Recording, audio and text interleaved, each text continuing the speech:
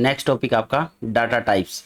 Every value belongs to a specific data type in Python. तो जो भी हम वैल्यू लेते हैं पाइथन में, उस वैल्यू के कोरोस्पोंडेंस यहाँ पे एक डाटा टाइप होता है पाइथन में। जैसे आपने एक वैल्यू ली x इक्वल टू 10, तो ये जो 10 है इसका एक डाटा टाइप डिफाइन है पाइथन में।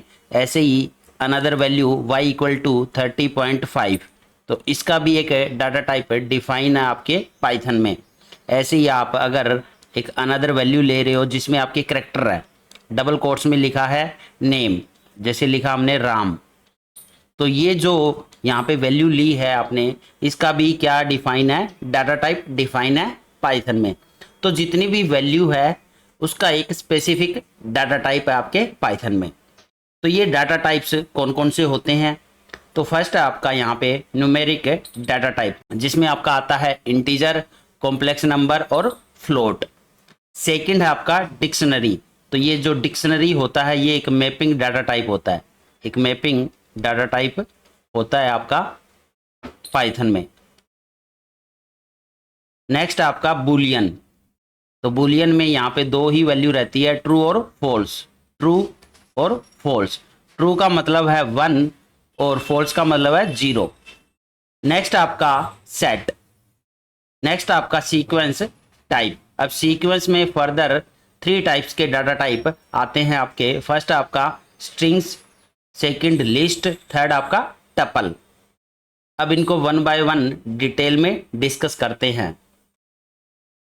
तो सबसे पहला जो है आपका न्यूमेरिक डाटा टाइप, तो इसमें आपका इंटीजर। तो इंटीजर का मतलब जितनी भी आपकी इंटीजर वैल्यूज है वो आपकी पॉजिटिव इंटीजर भी हो सकते हैं और वो आपके नेगेटिव इंटीजर भी हो सकते हैं, और वो आपका होल नंबर मतलब 0 भी हो सकता है।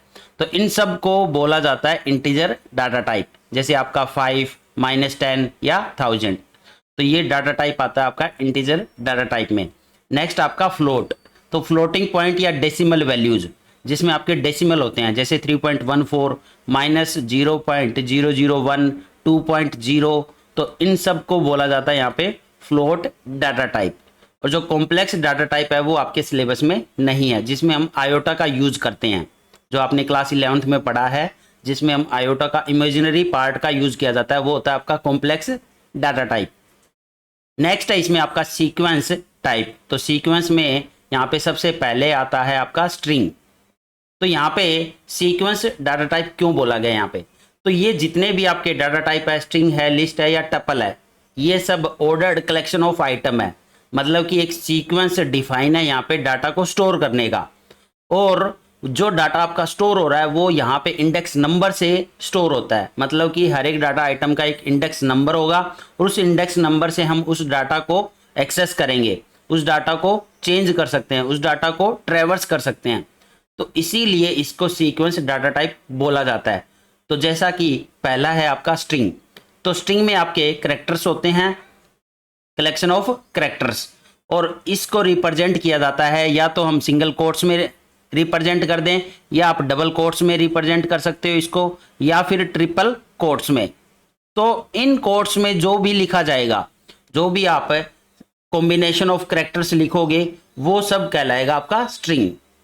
अब ये कॉम्बिनेशन ऑफ कैरेक्टर का मतलब यहाँ पे आपका कोई स्पेशल सिंबल भी आ सकता है, इसमें आपका स्पेशल सिंबल भी आ सकता है और आपका डिजिट भी आ सकता है, आपका डिजिट भी आ सकता है और अल्फ़ाबेट भी आ सकते हैं A to Z।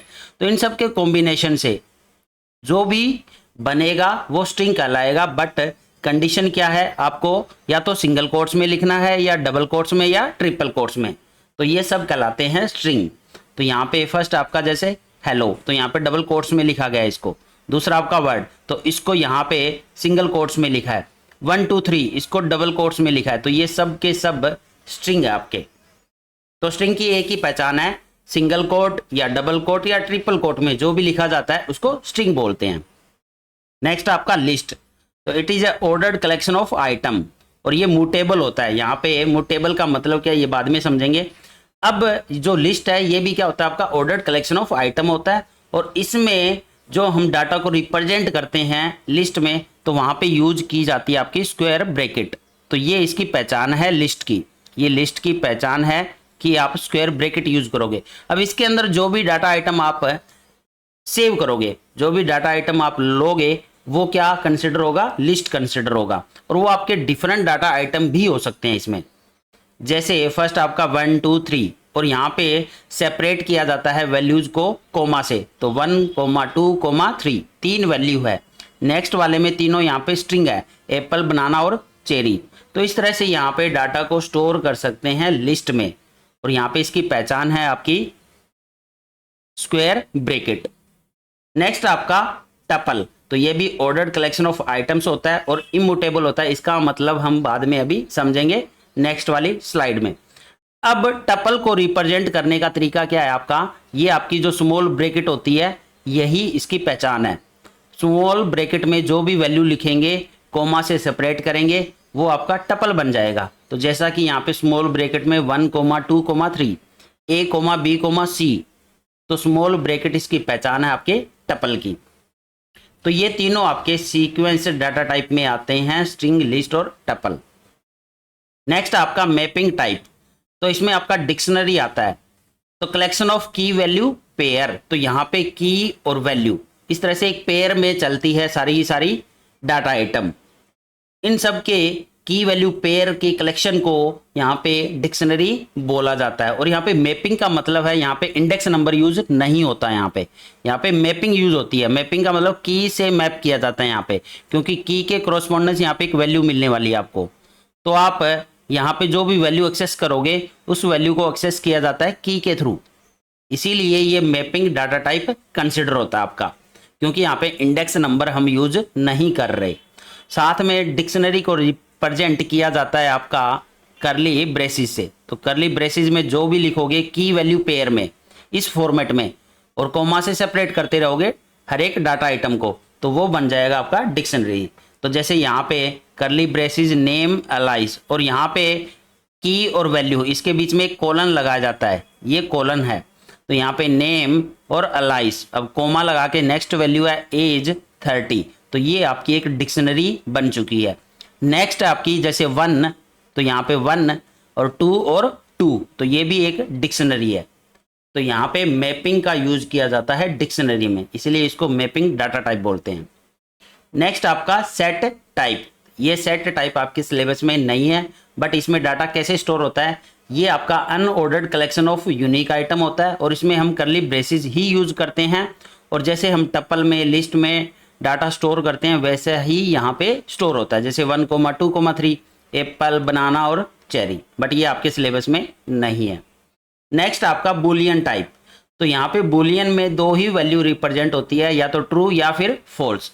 तो ट्रू का मतलब रहता है 1 और फॉल्स का मतलब रहने वाला है 0। तो ये सारे के सारे डाटा टाइप है जो आपके पाइथन में यूज होते हैं।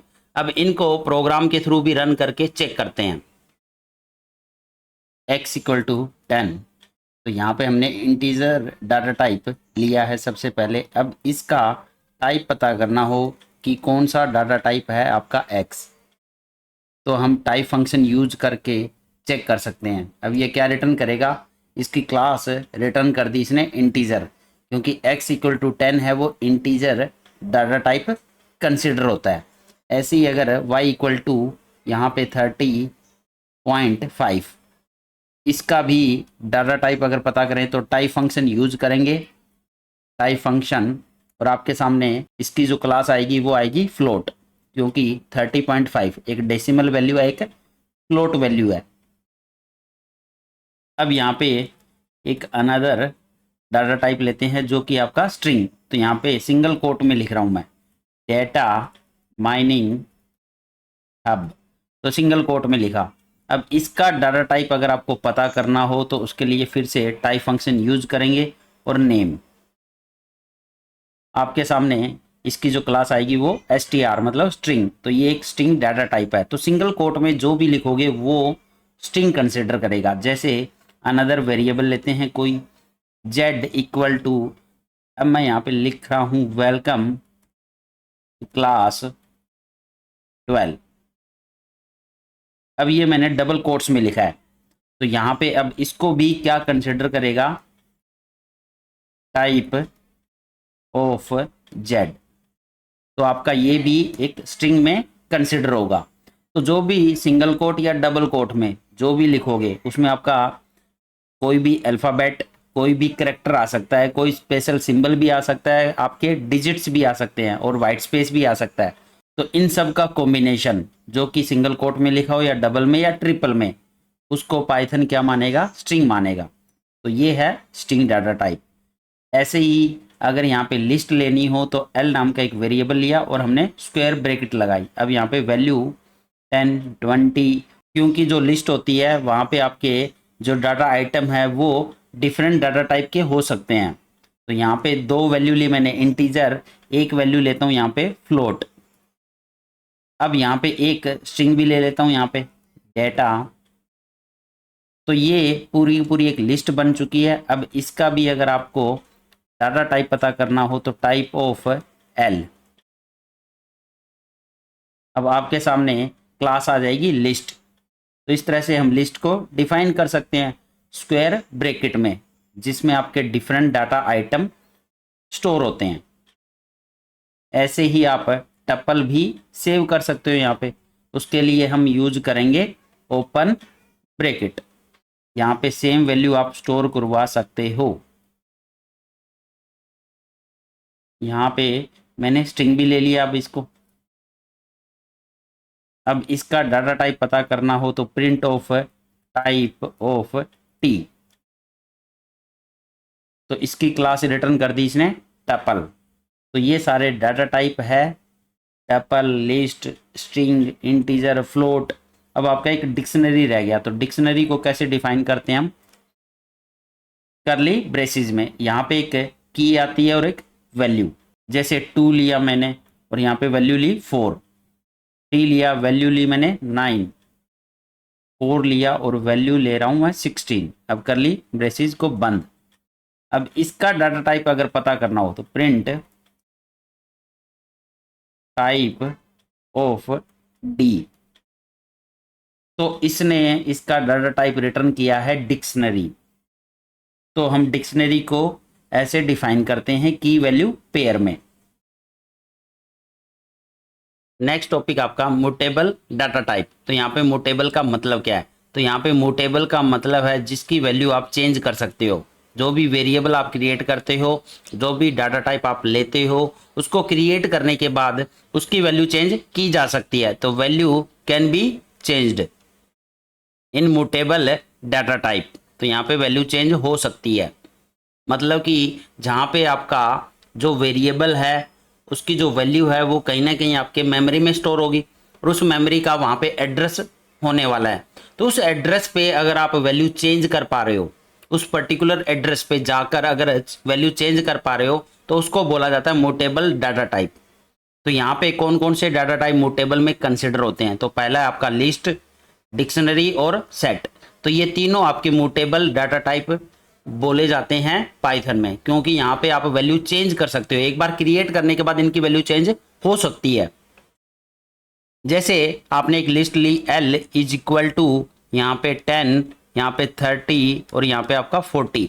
अब आप इसमें कुछ वैल्यू चेंज करना चाह रहे हो कि 30 की जगह यहाँ पे 50 आ जाए, तो आप ये वैल्यू चेंज कर सकते हो। आप ये वैल्यू चेंज कर सकते हो ओरिजिनल लिस्ट में। तो हम बात कर रहे हैं कि ओरिजिनल लिस्ट में जो चेंज हो जाए अगर, क्योंकि ये ओरिजिनल लिस्ट है आपकी,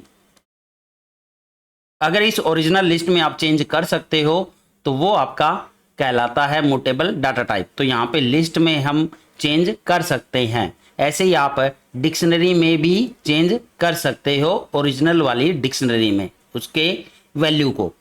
तो ये सब कहलाते हैं म्यूटेबल डाटा टाइप। नेक्स्ट आता है आपका इम्यूटेबल डाटा टाइप, जहाँ पे वैल्यू चेंज नहीं की जा सकती। तो यहाँ पे value can not be changed, value can not be changed. अब यहाँ पे आप वैल्यू चेंज नहीं कर सकते।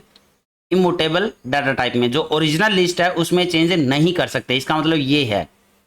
अब इसमें कौन कौन से डाटा टाइप आते हैं? तो फर्स्ट आपका इंटीजर, फ्लोट, स्ट्रिंग और टपल। तो ये चारों आपके इम्यूटेबल डाटा टाइप होते हैं, क्योंकि इनको एक बार क्रिएट करने के बाद इनकी वैल्यू को चेंज करना नामुमकिन है।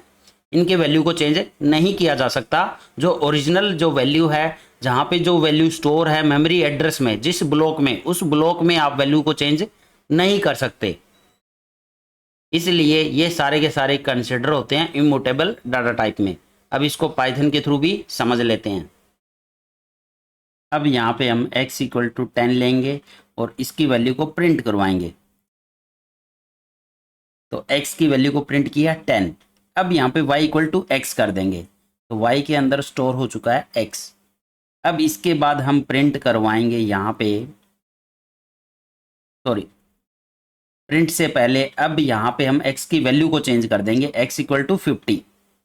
और उसके बाद यहाँ पे अब प्रिंट करवाने वाले हैं x को।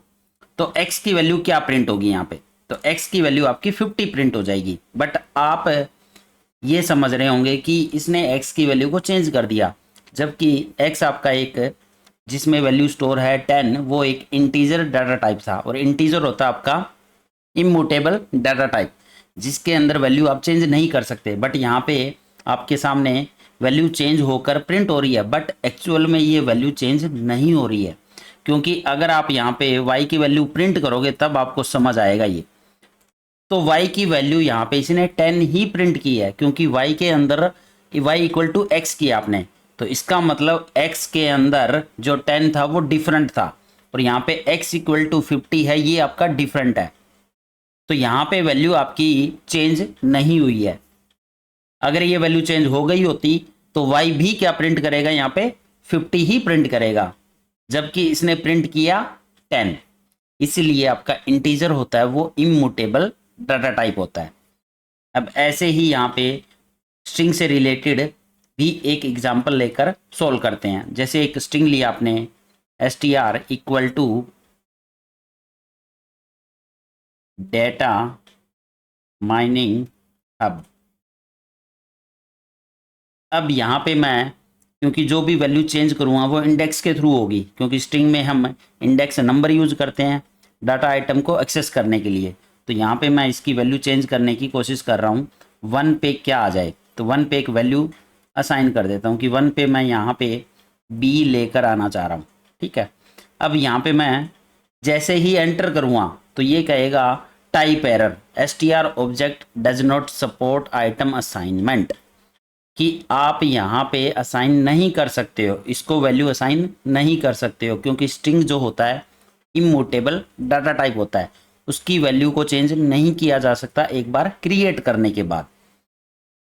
अब ऐसा ही कुछ यहाँ पे टपल के साथ में होता है। अगर हम टपल की बात करें तो टपल में आप वैल्यू ले सकते हो 10, 20, 30। अब टपल को भी हम एक्सेस करते हैं यहाँ पे इंडेक्स नंबर से, तो आप इसकी कोई वैल्यू चेंज करना चाह रहे हो जैसे यहाँ पे 50, तो आपको फिर से ये टाइप एरर ही डिस्प्ले करेगा, क्योंकि टपल भी आपका इम्यूटेबल डाटा टाइप होता है जो कि सपोर्ट नहीं करता है असाइनमेंट, इसकी वैल्यू को चेंज नहीं कर सकते। अगर ये लिस्ट होता तो लिस्ट में क्या आने वाला है, यहाँ पे अगर लिस्ट की बात करें तो 10, 20 और 30।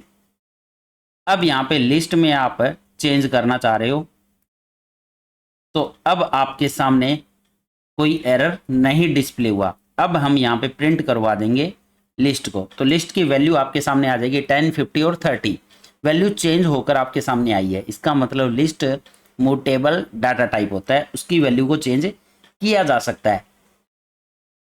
तो जैसे लिस्ट में हम वैल्यू चेंज कर सकते हैं, वैसे ही डिक्शनरी में भी वैल्यू चेंज की जा सकती है। तो इसलिए लिस्ट और डिक्शनरी आपके म्यूटेबल में कंसिडर होते हैं, और आपका जो टपल होता है इंटीजर, स्ट्रिंग, ये सारे कंसिडर होते हैं इम्यूटेबल डाटा टाइप में, जिनकी वैल्यू चेंज नहीं की जा सकती। क्योंकि ये जो वैल्यू चेंज हो रही है ये एक्चुअल में कहाँ पे जाके हो रही है, मेमोरी लोकेशन पे। तो मैंने मेमोरी लोकेशन का कॉन्सेप्ट लास्ट वाली क्लास में आपको समझाया था। तो पर्टिकुलर उस ब्लॉक में जाकर अगर वैल्यू चेंज हो रही है तब एक्चुअल में ये वैल्यू चेंज होगी, तभी आप बोलोगे कि वैल्यू आपकी चेंज हो चुकी है। अगर उस मेमोरी लोकेशन पे वैल्यू चेंज नहीं हो रही है तो इसका मतलब वैल्यू चेंज नहीं कर सकते आप। इसीलिए इम्यूटेबल डाटा टाइप में आते हैं आपके टपल, इंटीजर और स्ट्रिंग, क्योंकि इनकी जो मेमोरी लोकेशन है वहाँ पे वैल्यू चेंज नहीं की जा सकती एक बार क्रिएट करने के बाद। नेक्स्ट आपका टाइप कास्टिंग या टाइप कन्वर्जन इन पाइथन।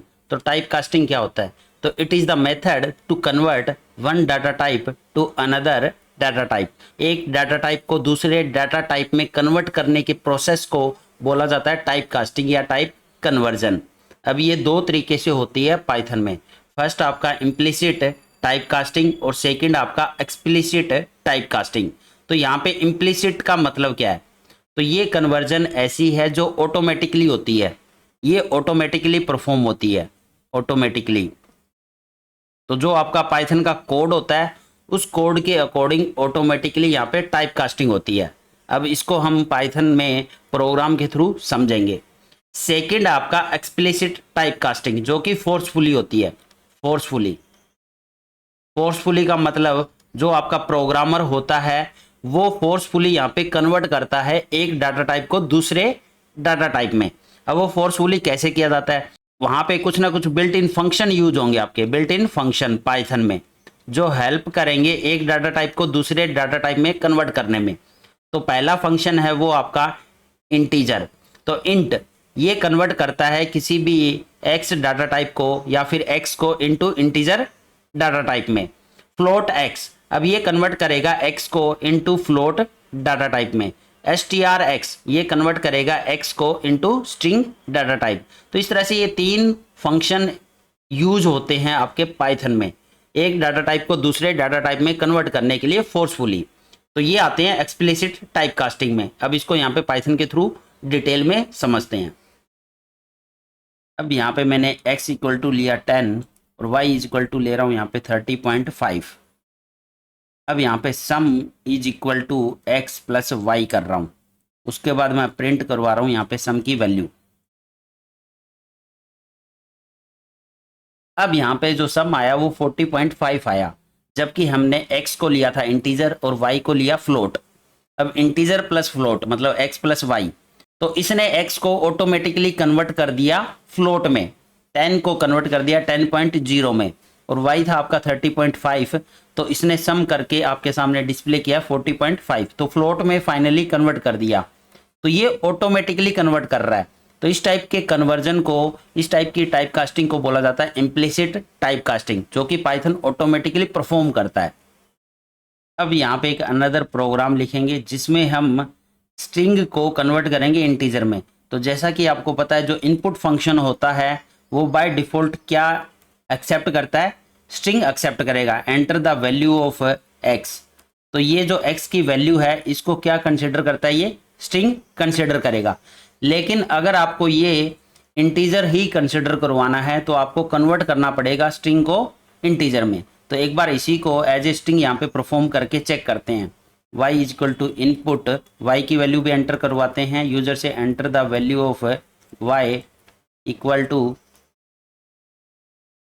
अब यहाँ पे सम का यूज करेंगे हम, यहाँ पे 9 ना होकर आपका, अब यहाँ पे sum is equal to x plus y, और यहाँ पे प्रिंट करवा देंगे अब सम को। तो इसको सेव करके रन करके चेक करते हैं यहाँ पे।